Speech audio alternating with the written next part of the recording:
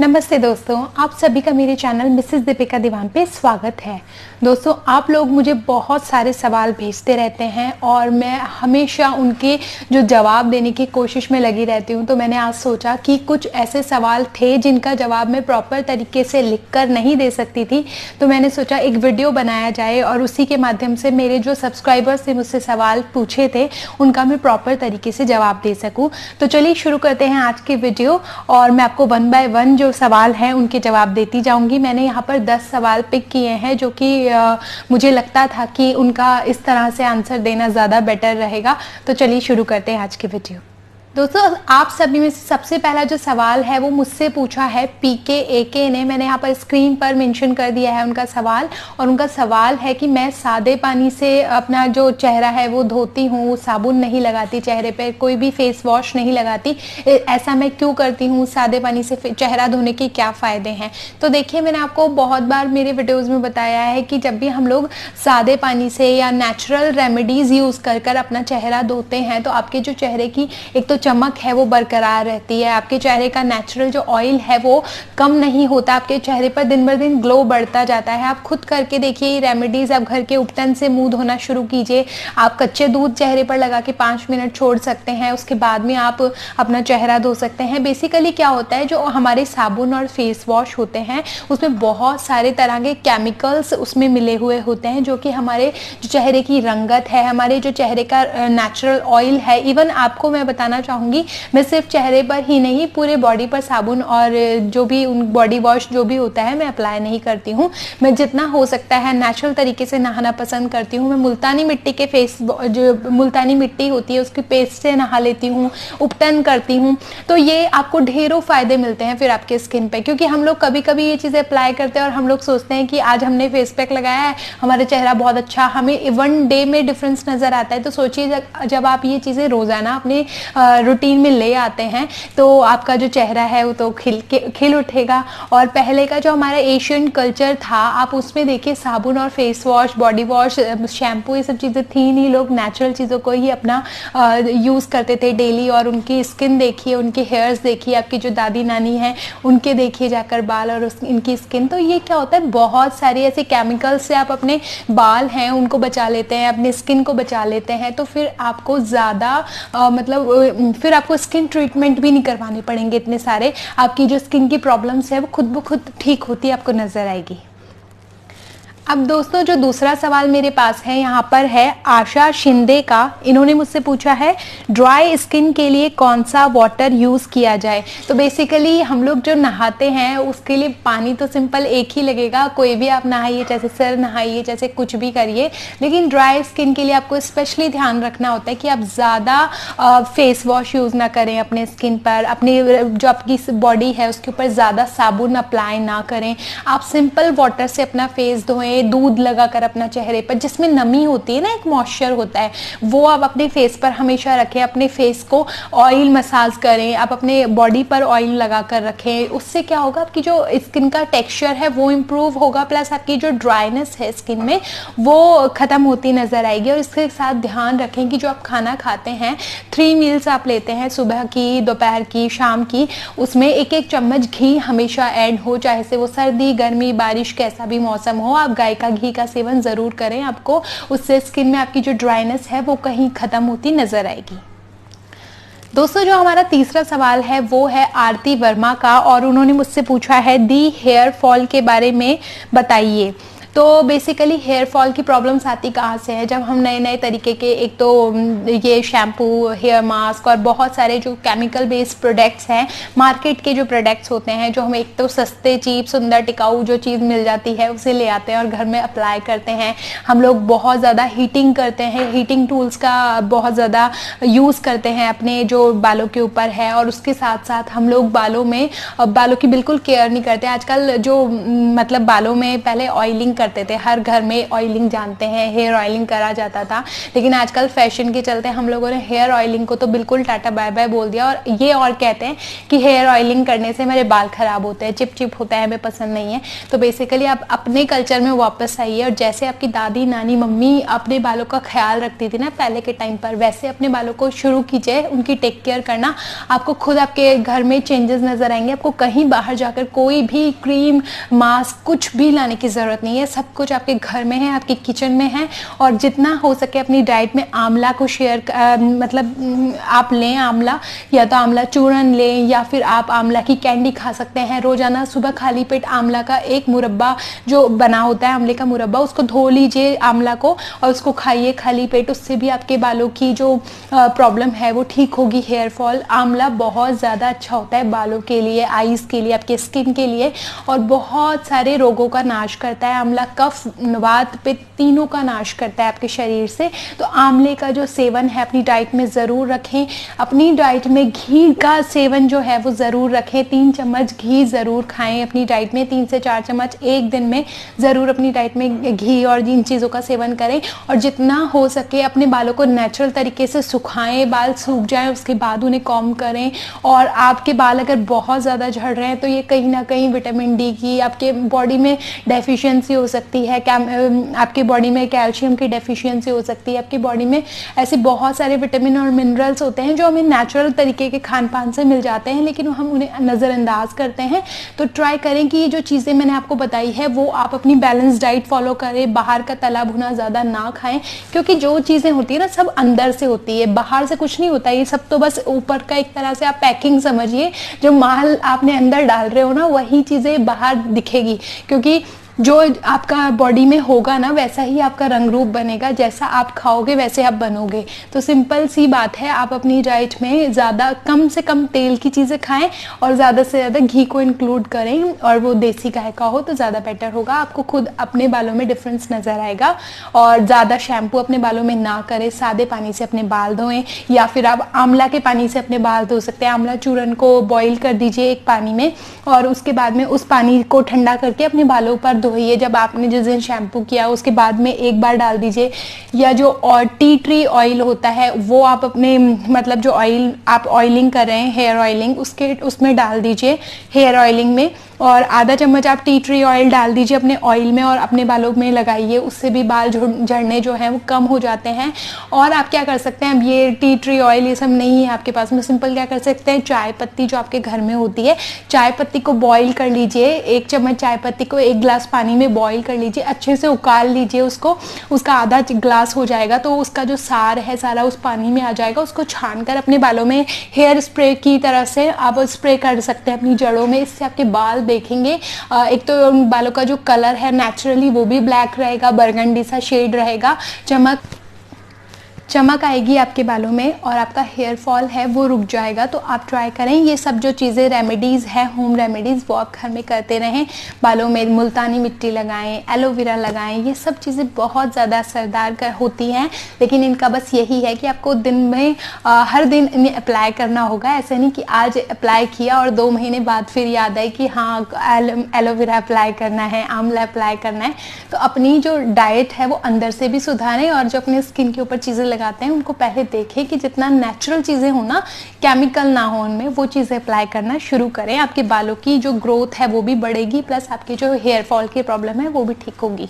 मुझे 4th question जो है आकाश गोयल जी ने भेजा था। इसमें ये पूछ रहे हैं मुझसे कि नाभि को गहरा गोल कैसे बनाएं, इस पर वीडियो बनाएं। इन्होंने मुझे बहुत सारे क्वेश्चंस जो है वो पूछे थे कि नाभि में मतलब इनकी जो फीमेल नाभि है या मेल नाभि है, आई डोंट नो कि किसके लिए ये जो सवाल था। आपको जो भी प्रॉब्लम है नाभि से रिलेटेड, अगर वो बहुत ज़्यादा सीरियस है तो आप डॉक्टर के पास जाकर उसका चेकअप करवाइए, क्योंकि जो नाभि होती है हमारी वो केंद्र होता है 72,000 नाड़ियाँ जो होती है, नसें होती हैं हमारी, वो कनेक्ट होती है नाभि से। तो उसको आप अपने शरीर का सेंटर समझिए। अगर नाभि बैलेंस नहीं रहती है, इधर उधर खिसक जाती है, तो आप जानते हैं हमारे शरीर में कितनी सारी प्रॉब्लम्स हमें फेस करनी पड़ती है। तो आप अगर आपको इस तरह की प्रॉब्लम है, और देखिए जो भी आपके नाभि का शेप है, आपको मतलब जैसे आपने सवाल में पूछा मुझसे कि गहरा गोल बनाए, तो शेप तो भगवान की देन है किसी भी तरह का, उसको आप नहीं चेंज कर सकते ना कि आपकी या तो आप बहुत मोटे हैं तो हो सकता है कि जब आप फैट आपका कम होगा तो आपकी जो नाभि है वो एकदम श्रिंक हो जाए वहाँ से, या फिर आप मोटे हो रहे हैं तो वो चीज़ फूल जाए। तो वो चीज़ आपकी बॉडी की संरचना पर डिपेंड करती है कि किस समय किस तरीके का आपका बॉडी फैट है, और आपके टमी पे अगर एक्स्ट्रा फैट है, आपकी चर्बी बहुत ज़्यादा है टमी पे, तो इस तरह की प्रॉब्लम्स आपको फेस करनी पड़ेगी। यही चीज़ आपको प्रेगनेंसी के दौरान महिलाओं को फेस करनी पड़ती है। उनकी जो नाभि है वो बाहर आ जाती है जब बेबी उनके वूम में होता है, तो गर्भावस्था के दौरान 7वें 8वें महीने में जब और लेडीज़ होती हैं उस टाइम पे उनकी नाभि बाहर निकल जाती है पूरी तरह से। जैसे ही बेबी डिलीवर होता है वो नॉर्मल अपनी ओरिजिनल शेप में वापस आ जाती है।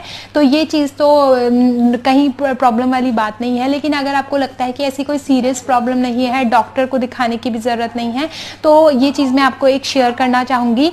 एक रेमेडी है इसके लिए क्या रेमेडी है, ये एक वैद्य जी हैं, मैंने उनसे सुनी थी रेमेडी। मैं 100% नहीं हूँ इस चीज़ के लिए कि ये वर्क करती है कि नहीं, लेकिन फिर भी मैं आपके फ़ायदे के लिए इस चीज़ को बता रही हूँ। ये बेसिकली बच्चों के लिए होती है, क्योंकि जब बच्चे छोटे होते हैं मतलब न्यू बॉर्न बेबीज़ होते हैं, उनमें ये प्रॉब्लम बहुत ज़्यादा देखने को मिलती है।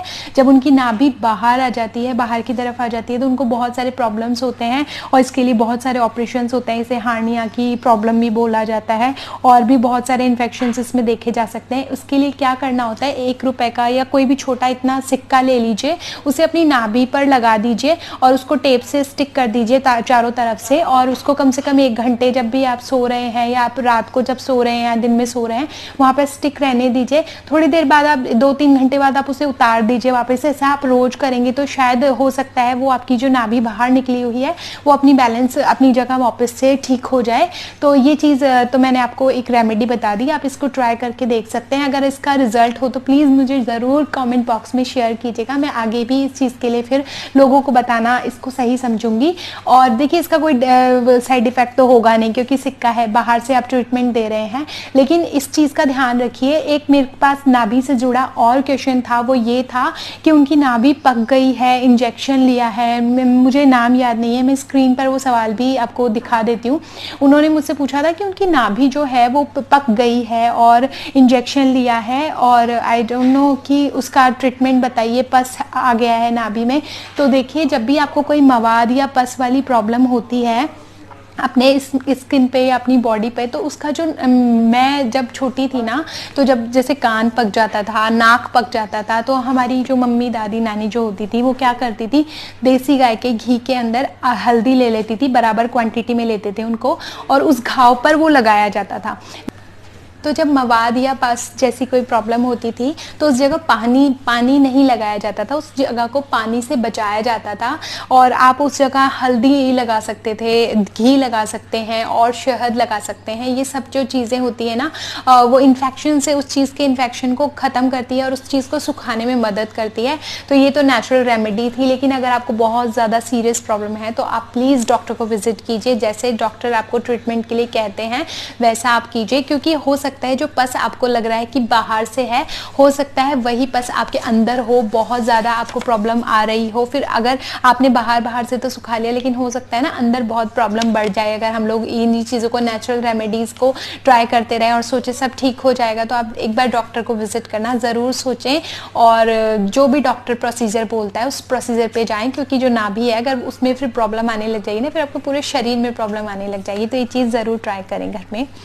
अब जो नेक्स्ट क्वेश्चन है हमारा वो है 5th, और ये चीज़ मुझसे पूछी है मिनी गिल ने, मैम ड्राइनेस के लिए बताएं, के लिए कुछ सिंपल टिप्स बताओ। तो देखिए ड्राइनेस जो आपकी बॉडी में आती है ना, वो आपके शरीर में बाहर से नहीं आती। सबसे पहले तो ये चीज़ समझिए, ड्राइनेस आती है आपके शरीर में जब वात एलिमेंट होता है हमारे शरीर का, जो वात दोष बिगड़ जाता है हमारे शरीर में, वात की वायु अधिक हो जाती है, तब हमें ड्राइनेस की प्रॉब्लम फेस करनी पड़ती है। अगर ड्राइनेस हमारे शरीर में बहुत ज़्यादा बढ़ जाती है तो क्या होता है, आपको गैस रहेगी, एसिडिटी रहेगी, पेट से रिलेटेड जितने ज़्यादा प्रॉब्लम है, डकार आएंगे बहुत ज़्यादा, आपको गैस्ट्रिक प्रॉब्लम बहुत ज़्यादा फेस करनी पड़ेगी, तो खाना नहीं पचेगा, ठंड लगेगी बहुत ज़्यादा, तो वायु से आपको प्रॉब्लम है बेसिकली। तो आप क्या करें इसके लिए, आप जैसे एक तो घी का सेवन अपनी डाइट में ज़रूर लें, बिना घी के अलावा कोई चीज़ ना खाएं, उस चीज़ में कम से कम या तो तेल में बनी हो या घी में बनी हो, और बहुत ज़्यादा ये जो बाहर के फूड मिलते हैं ना वो चीज़ ना खाएं, क्योंकि जितना आप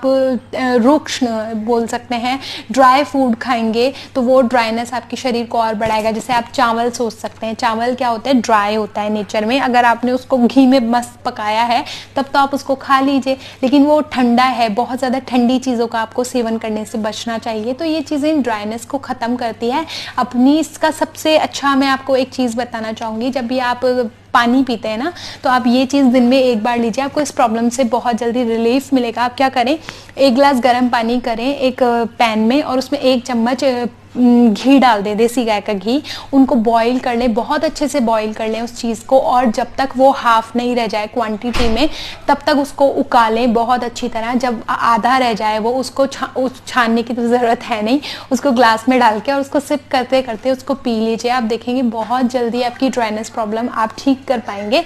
और रात को जब आप सो रहे हैं तो नाक में देसी गाय का घी डालें, नाभि में घी डालें, तो ये आपको ड्राइनेस की प्रॉब्लम से बचाएगा। और अपने फेस पर, अपनी बॉडी पर ज़्यादा ये साबुन और shampoo, face wash, body wash इनका यूज़ ना करें, जितना हो सके नेचुरल रेमेडीज़ को फॉलो करें, जितना हो सके नेचुरल रेमेडीज़ को फॉलो करें। आप उपटन का यूज़ कर सकते हैं घर में, उपटन को तेल में हल्का उसमें तेल डाल लीजिए जब आप उपटन करने लगे, चाहे चने के आटे का बनाएं या आप जौ के आटे का बनाएं या नॉर्मल आटे का भी आप उपटन बना रहे हैं, जो भी चीज़ अपनी बॉडी पर लगा रहे हैं उसमें तेल मिलाकर लगाएंगे, तेल घिसेंगे आपके शरीर पर, तो आपको ड्राइनेस की प्रॉब्लम से बहुत जल्दी रिलीफ मिलेगा। जो हमारा नेक्स्ट क्वेश्चन है वो है निकिता गोयल का, can you please share how you are managing sleep with kids if kid is not sleeping on time, then how you are waking up early sorry मैंने ये चीज़ मतलब ये सवाल मेरे पास बहुत सारे लोगों का आया था। तो ये बेसिकली क्या है कि जब बच्चा है आपके घर में छोटा, वो मैंने ये सवाल किस वीडियो पे आया था, वो था कि जल्दी आप 4:30 बजे या 4 बजे ब्रह्म मुहूर्त, जो मेरा वीडियो है वो बहुत सारे लोगों ने उसको प्यार दिया अपना।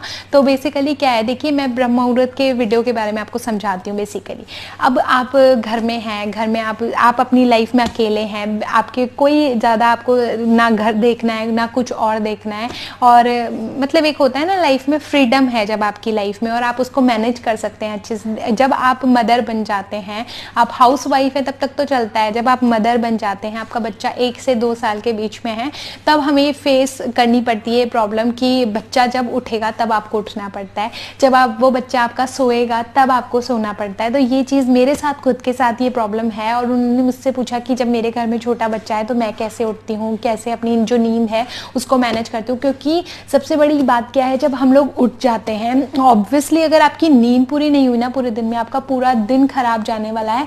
तो सबसे ज़रूरी बात है अपनी नींद पूरी करें। चाहे आप स्टूडेंट हैं तो आप जैसे सुबह उठकर आपने पढ़ लिया तो आप मैनेज कर सकते हैं पूरे दिन को अपने, लेकिन अगर आप एक मदर हैं तो आपका जो बच्चा है वो आपको जब आपको उठाएगा आपको उठना पड़ता है। मुझे रात भर उसके साथ पहले के टाइम पे बीच में जागना पड़ता था, बहुत बार वो बीच में उठ के रोने भी लग जाता था, तो मुझे उसको देखना है, प्लस घर भी देखना है, बहुत सारी ऐसी चीज़ें होती है।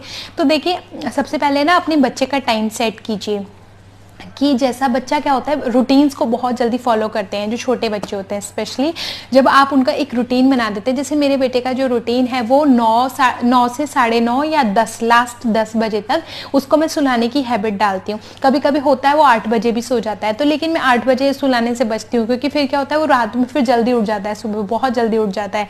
तो ये चीज़ मैं नहीं करती, मैं चाहती हूँ कि वो 9 से 10 के बीच में सो जाए। और मैं उसको 1-2 दिन तो मेरे को टाइम लगा था, पहले वो 12 बजे तक नहीं सोता था, 1 बजे तक नहीं सोता था। फिर मैंने सोचा ये तो चलेगा नहीं, मतलब उसके वजह से हमारी नींद डिस्टर्ब होगी।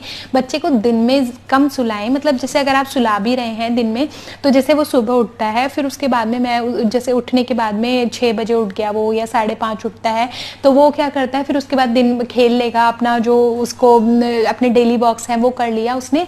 फिर उसके बाद में वो अपना खा पी कर नहा के खा पी के और उसके मालिश वगैरह लेकर और दोबारा से 11 से 12 के बीच में सो जाता है। फिर 12 से लेकर 2 से 3 बजे तक वो सोता है आराम से और उसके बाद फिर उठ जाता है और फिर खेलना शुरू करता है। और फिर उसके बाद में उसको बीच में नींद आती है 6 से 6:30 बजे के बाद में, क्योंकि फिर उसको थकान हो जाती है ना, बच्चा 3 से 4 घंटे जाग जाता है, खेलता है, तो फिर वो सोने के लिए जिद करता है मेरे साथ, लेकिन मैं उसको सुलाती नहीं उस टाइम पे मैं, क्योंकि अगर बच्चा 6 से 7 बजे या 5 बजे के बाद में सो गया ना तो फिर वो रात को आपको उठाएगा ही। तो आप ट्राई करें बच्चे को 5 बजे से पहले सुला दें अगर आपको रात को नहीं उठना है तो, और 5 बजे के बाद उसको कभी ना सुलाएं, चाहे कितनी इमरजेंसी हो। हाँ, बच्चा बहुत ज़्यादा सोने की जिद कर रहा है, बहुत ज़्यादा उसको थकान हो चुकी है, तो आप उसको सुला दें। आधा घंटे में 1 घंटे में बच्चा अपनी नींद पूरी कर लेता है, फिर वो वापस उठ जाता है। तो फिर क्या होगा, उस बच्चा वो हैप्पी भी रहेगा जब उसकी नींद पूरी हो जाती है ना, तो वो फिर आपको जल्दी नहीं उठाता। और आप रात को जब भी बच्चे को सुला रहे हैं तो उसको खाना प्रॉपर तरीके से खिलाकर सुलाएं। अगर आप बच्चे को रात को पूरा अच्छे से खाना, भरपेट खाना खिला के, और ऐसे नहीं कि खिलाया और फिर एकदम सुला दिया, फिर क्या होगा, वो बच्चे को खाना पचेगा नहीं, फिर उसके खाना मुंह में आएगा, उसको डकार बनेगी, गैस बनेगी, अगर ऐसी प्रॉब्लम होगी। और फिर क्या होता है, जब बच्चा खाना खा लेता है, जैसे खिचड़ी दलिया इस तरह की कोई चीज़ खाता है, उसके बाद में उसको पानी ज़रूर चाहिए होता है। जैसे मेरे बेटे के साथ ये प्रॉब्लम थी, वो जब सो जाता है, जैसे खाना खिलाने के बाद में उसको बहुत ज़्यादा नींद आती थी कभी कभी, तो उसको खाना खिलाते ही वो सो जाता था 9 बजे तक, और फिर उसके बाद वो पानी तो पिया नहीं, क्योंकि क्या होता है, जब बच्चा सो जाता है, खाना खा लिया और उसने सो गया वो, तो मैं उसको फिर आधा से 1 घंटे के पहले पानी देती नहीं हूँ, तो आधा 1 घंटा गैप चाहिए मुझे उसको पानी देने के लिए। तो फिर बच्चे को इसलिए खाना पहले टाइम पर बना के उसको खिला दें और 1 घंटे तक उसको खिला लें, दौड़ा लें, जो भी करता है वो अपना, और फिर उसको पानी पिलाकर, प्रॉपर पानी पिलाकर उसको फिर सुला लें, क्योंकि फिर बच्चा इतने जल्दी नहीं उठता। और जब बच्चा अच्छे से खा पी कर सोता है ना, तो बच्चा रात को बिल्कुल जल्दी नहीं उठता है और बार बार नहीं उठता है। हाँ, थोड़ा बहुत वो बच्चा अगर फीड लेता है आपका तो ज़रूर उठेगा। और आप उसको ट्राई करें कि जितना मतलब आराम से कंफर्टेबल, उसको कपड़े वगैरह जो हैं वो एकदम ढीले ढीले हों, बहुत तंग कपड़े ना पहनाएं, और जितना कंफर्टेबल ढीले ढाले कपड़े पहनाकर उसको सुलाएंगे वो उतना अच्छे फॉर्म में सोता है और वो इतना जल्दी नहीं उठता है, रात को बार बार आपको परेशान नहीं करेगा। हमारे नेक्स्ट क्वेश्चन की तरफ चलते हैं। हमारा जो नेक्स्ट क्वेश्चन है वो है सप्तऋषि मलिक जी का। उन्होंने मुझे बोला है कि वो 22 साल के हैं और उन्हें ये जो कैप्सूल्स हैं वो लेनी चाहिए। ये बीकाडेक्सामीन जो वीडियो था मेरा उसके ऊपर आया था, मल्टीविटामिन जो वीडियो मैंने डाला था, वो ले सकते हैं क्या? देखिए सप्तऋषि जी, मैं आपको एक चीज़ बताना चाहूँगी, आपकी जो एज है वो है 22 साल। 22 साल से आप मतलब इतने बड़े भी नहीं है और बहुत ज़्यादा छोटे भी नहीं है, तो बेसिकली अभी आपकी ग्रोइंग एज है। तो अपनी जो इस एज में जितना आप न्यूट्रिशन डाइट लेते हैं ना, वो आपके लिए ज़्यादा अच्छा होगा। मल्टीविटामिन की तरफ बिल्कुल मत जाइए। अगर आपकी बॉडी में बहुत ज़्यादा इन चीज़ों की कमी है ना, तो डॉक्टर के पास जाइए। सबसे पहले तो डॉक्टर आपको सजेस्ट करें, अगर आपकी मतलब शरीर में कोई ऐसी कमी दिखती है, उनको टेस्ट रिपोर्ट्स के बाद में वो आपको खुद ब खुद सजेस्ट करेंगे, लेकिन अपने तरीके से। आजकल यूट्यूब पे इतने सारे वीडियो वायरल है कि ये ले लीजिए, इससे आपको ये होगा, फिश ऑयल खाने से स्किन की चमक बढ़ती है, ये खाने से ये होता है, कैल्शियम खाने से आपके नाखून अच्छे होते हैं, बाल अच्छे होते हैं, दांत अच्छे होते हैं। देखिए ये चीज़ें ठीक है, एक मायने में ये चीज़ें अच्छी है, लेकिन आपको पता है जब एलोपैथी में हम लोग जाते हैं, एलोपैथी अगर आप बहुत ज़्यादा फॉलो करते हैं तो एलोपैथी की दवाई ना गर्म भी बहुत होती है नेचर में। हम लोग आयुर्वेद को गर्म समझते हैं, लेकिन आयुर्वेद जो है ना, भारत की जो वातावरण है ना उसको ध्यान में रख के बनाया गया है। और जो ये एलोपैथी है ना, वो अमेरिका, ये जो फॉरेन कल्चर्स जो होते हैं, आप देखते हैं ना वहाँ पे कितनी ठंड होती है, बर्फ़ गिरती है, उनके कल्चर को ध्यान में रखते हुए बनाया गया। तो एनवायरनमेंट बहुत ज़्यादा डिपेंड करता है हर जगह की दवाई में, हर जगह के खान पान में। तो जैसा आपका एनवायरनमेंट होगा उसी तरह की आपकी जो औषधि है, आप जो खा रहे हैं, क्योंकि खाना औषधि तो है हमारी, तो वो आपके लिए होगा। तो आप ये जो प्रोटीन शेक्स होते हैं, कैल्शियम है, जो जितना बाहर से आप ले रहे हैं, सोर्स कर रहे हैं, उस चीज़ को आप इनटेक कर रहे हैं, मल्टीविटामिन्स का। अभी तो आपकी एज 22 साल है, आप जितना हेल्दी फूड खाएं, जैसे आपने घर में बनी हुई खीर खा ली, आप अगर आपको वेट ही गेन करना है, अगर आपको बॉडी ही बनानी है, आप राजमा खाइए, आप गेहूं के आटे के लड्डू खाइए, उड़द की दाल के लड्डू खाइए, ये जो चीज़ें जो नेचुरल होती थी ना वो चीज़ें खाइए। आपको अगर वेट गेन करना है तो आप भैंस का जो घी होता है वो खाइए, फिर आप गाय का घी मत खाइए, क्योंकि गाय का घी जो होता है वो आपको वेट बढ़ाता नहीं है, वेट नॉर्मल रखता है। अगर आपका ज़्यादा ओवर वेट हो तो उसको कम कर देगा, आप नॉर्मल वेट हो तो उसको बढ़ा देगा, मतलब बैलेंस रखेगा आपको गाय का घी। और जो भैंस का घी होता है वो आपको फिर शक्ति देता है। जो सूखे ढीले ढाले लोग होते हैं ना उनके लिए भैंस का घी बहुत अच्छा होता है।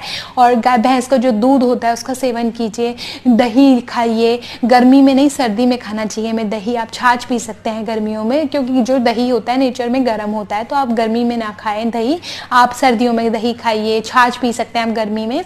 तो ये चीज़ें जो होती है ना नेचुरल, वो चीज़ें आप फॉलो कीजिए। आप मखाने खाइए, ड्राई फ्रूट्स खाइए, उनको रोस्ट करके तलकर, कच्चे कभी ना खाएं ड्राई फ्रूट्स वगैरह। तो ये चीज़ें आपकी हेल्थ के लिए अच्छी होगी। और देखिए ज़्यादा मोटापा भी अच्छा नहीं है, ज़्यादा मतलब सूखा हुआ भी बंदा अच्छा नहीं है। बैलेंस जो बंदा नॉर्मल रहता है वो अच्छा लगता है देखने में भी। तो ये चीज़ें ना लें, ये चीज़ें फिर आपके लिए अच्छी नहीं है, ठीक है। अब हम लोग अपने नेक्स्ट क्वेश्चन की तरफ चलते हैं। ये है हरीश मालावत जी का, मैम वेट इंक्रीज के लिए बेकाडेक्सामिन ले या सीओडी लीवर जो कैप्सूल्स हैं वो ले। तो देखिए दोनों में से तो कोई ना लें, कुछ भी असर नहीं करेगी। क्योंकि अगर देखिए जो मैंने आपको अभी मैंने जो क्वेश्चन था उसका जवाब सिंपल सा यही है कि आप जितना नेचुरल हो सकते हैं इनटेक करें नेचुरल चीज़ों का, वो आपके लिए ज़्यादा हेल्दी है। अगर जब तक आपको डॉक्टर कोई चीज़ सजेस्ट नहीं करता है उसके ऊपर मत जाइए, जैसे आपको उसके कितने भी ढेरों फ़ायदे मालूम हो, आपको उसके बारे में कितना भी ज़्यादा ज्ञान हो, बिना डॉक्टर की सलाह से कोई काम ना करें, वो आपके लिए ज़्यादा बेनिफिशियल होगा। जितनी नेचुरल डाइट लेंगे वो आपके लिए ज़्यादा अच्छी होगी। इसका जो सवाल का जवाब है मैंने शायद पहले वाले सवाल के अंदर ही दे दिया है। तो आप नेचुरल चीज़ें खाइए, उनसे आपका वेट जो है वो इंक्रीज होगा, इन चीज़ों से कुछ नहीं होने वाला।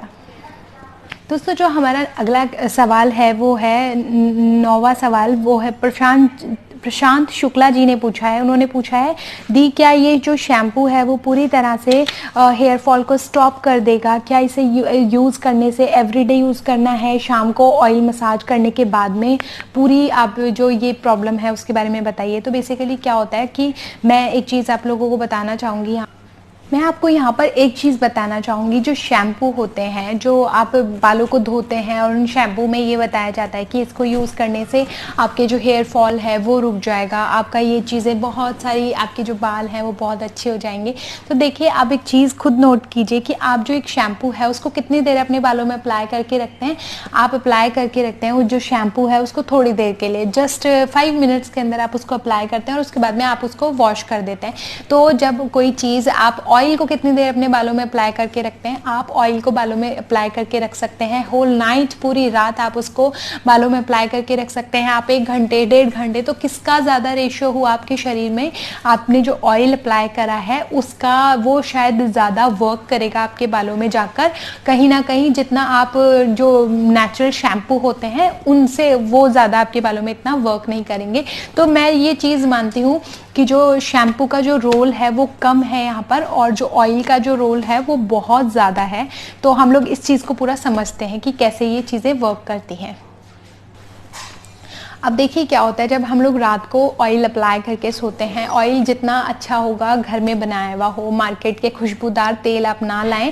मार्केट के जो खुशबूदार तेल होते हैं उनमें बहुत सारे तरीके के केमिकल्स होते हैं जिनकी वजह से उनको नॉन स्टिकी बना दिया जाता है। आपके बालों में लगाने के बाद वो चिपचिप नहीं करते हैं। वो नॉन स्टिकी बनाने के पीछे उनमें बहुत सारे प्रोसीजर से उसको गुजरना पड़ता है। उसमें बहुत सारे तरीके के केमिकल्स डाले जाते हैं, फ्रेग्रेंस डाली जाती है, कलर्स डाले जाते हैं जो आपके बालों को ग्रोथ को ख़राब करता है, आपके जड़ों को नुकसान पहुंचाता है। जब एक पौधा होता है, छोटा होता है, आप उसको अच्छी खाद देंगे, अच्छा न्यूट्रिशन देंगे, रोज़ पानी डालेंगे तो वो पौधा बहुत अच्छा बड़ा होगा। और अगर आप उसकी जो पौधे में मतलब गंदी चीज़ें डालेंगे, गरम गरम पानी डाल देंगे और उसमें गंदी चीज़ें जितनी भी होती है वो आप डालेंगे, तो आप देखेंगे कि थोड़े ही टाइम में वो जो पौधा है वो मुरझा जाएगा। आप उसको धूप में रख देंगे।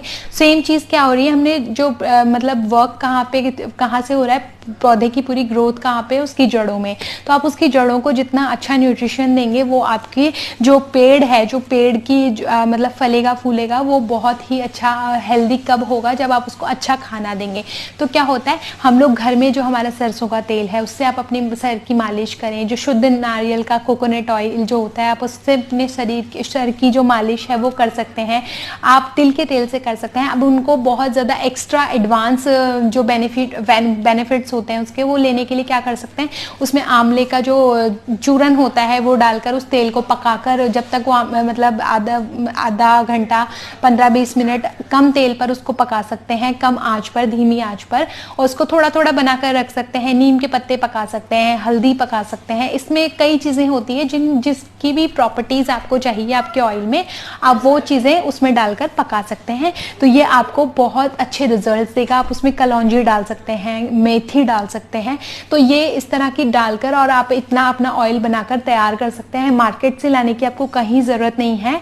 और अगर ठीक है, मार्केट में जैसे मैं आपको बहुत सारे प्रोडक्ट्स के रिव्यू करती रहती हूँ, तो मैं रिव्यू किस बेस पे करती हूँ आप लोगों के साथ में, जिन लोगों के पास में ये सब चीज़ें करने का टाइम नहीं है, वो लोग इन चीज़ों को खरीद कर इन चीज़ों का फ़ायदा उठा सकते हैं। लेकिन उनमें मैं उन्हीं प्रोडक्ट्स का रिव्यू अच्छा समझती हूँ अपने चैनल पे करना, जो केमिकल फ्री हो, जिनमें कम से कम केमिकल हो। मैं आप लोगों के साथ में वही चीज़ें शेयर करती हूँ, और मैं वो चीज़ें सिर्फ उन लोगों के लिए शेयर करती हूँ जो अपने शरीर को कम से कम टाइम देते हैं। ज़्यादा टाइम उनके पास में नहीं है देने के लिए, लेकिन वो चाहते वही रिजल्ट्स हैं, तो मैं उन लोगों के साथ में ये चीज़ शेयर करती हूँ।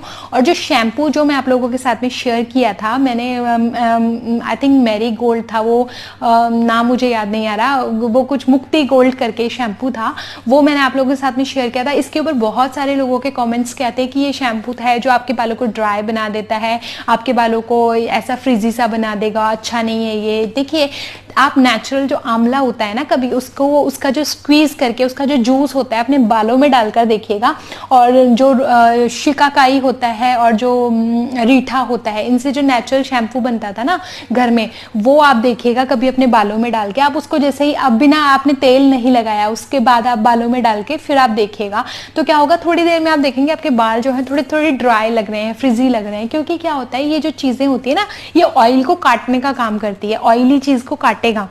तो बेसिकली क्या होता है, जब, और मुल्तानी मिट्टी है वो भी उनमें से एक है। तो आप क्या करें, अगर आपके बहुत ज़्यादा एडवांस ड्राई हेयर्स हैं, मैंने उन लोगों को उस वीडियो में भी ये चीज़ बताई कि कभी भी अपने बालों में बिना ऑयलिंग किए शैम्पू मत करो। ये क्या करता है, आपके जो नेचुरल ऑयल बन रहा होता है ना आपके बालों का, आपकी जो जड़ों में नेचुरल ऑयल बन रहा होता है, उसको निकाल देता है, उसको पूरा वॉश कर देता है।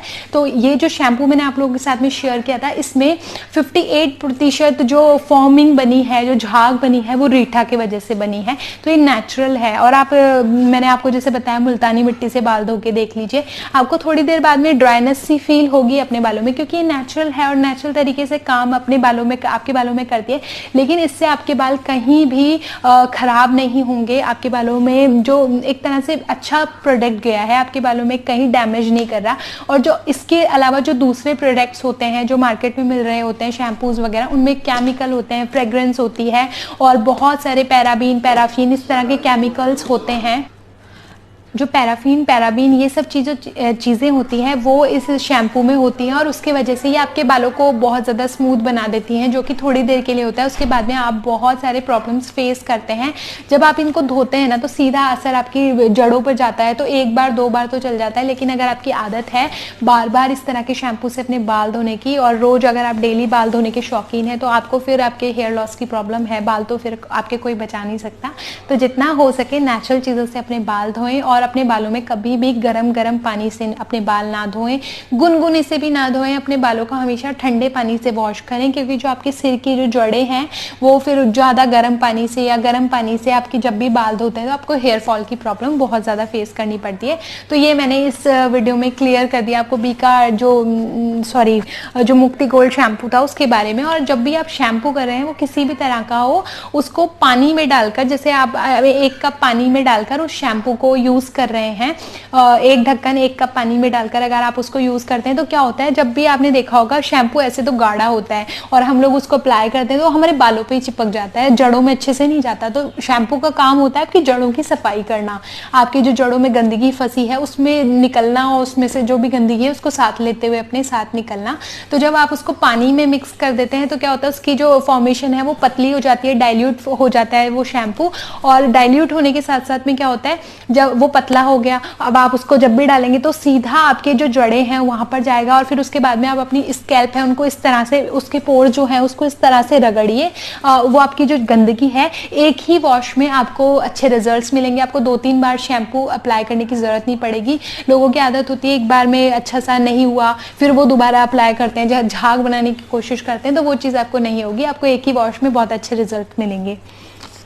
अब जो नेक्स्ट क्वेश्चन है वो जागृति धीमार का है। उन्होंने पूछा है कि घी लगाना चाहिए हमें या तेल से ही अपने पैरों के जो तलवे हैं उनकी मालिश करनी चाहिए। ये वीडियो है कांसे के जो बर्तन से मैंने मालिश करने का एक वीडियो डाला था, उसके ऊपर पूछा है। इसी के साथ एक जो क्वेश्चन है वो है रेखा मेहता जी का। उन्होंने भी सेम क्वेश्चन किया है कि घी से कर सकते हैं क्या मालिश, और इन्होंने भी सेम क्वेश्चन किया है। उन्होंने भी यही पूछा है कि घी से पैरों में तेल मालिश कर सकते हैं क्या। इन्होंने घी से मालिश की होगी, उससे उनके जो पैर के तलवे हैं वो काले नहीं हुए, तो मतलब ऐसा क्यों नहीं हुआ, उन्होंने ये चीज़ जानने की कोशिश की है।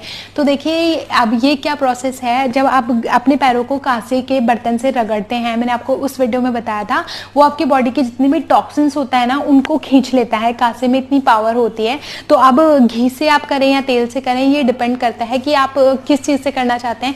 घी से अगर आप कर रहे हैं ना तो आपका जो घी है वो देसी गाय का होना चाहिए। देसी गाय के घी से अगर आप रोजाना मालिश करते हैं तो आपके जो पैर, अगर आप 20 मिनट तक या इससे ज़्यादा भी कर सकते हैं, तो आपका चश्मा उतारने में बहुत अच्छा काम करेगा। आपके शरीर को ठंडक देता है, पित्त का नाश करता है। अगर आपके शरीर में एक्सेस हीट बहुत ज़्यादा है और बहुत ज़्यादा आपको एंजाइटी रहती है, स्ट्रेस रहता है, तो ये आपके लिए बहुत अच्छा काम करेगा।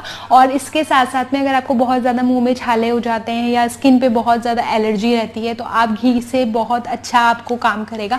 लेकिन इसके साथ ही जिन लोगों को शरीर में वायु बढ़ी हुई है, बहुत ज़्यादा उनको वायु दोष है, जैसे वात के दोष ज़्यादा हैं, तो वो लोग तिल के तेल से मालिश करें या बादाम के तेल से मालिश करें, वो उनके लिए ज़्यादा अच्छा रहेगा। तो वो चीज़ आपके ऊपर डिपेंड करती है कि आपकी बॉडी का नेचर कैसा है। जैसी आपकी बॉडी का नेचर है आप उसी तरह से जाएँ।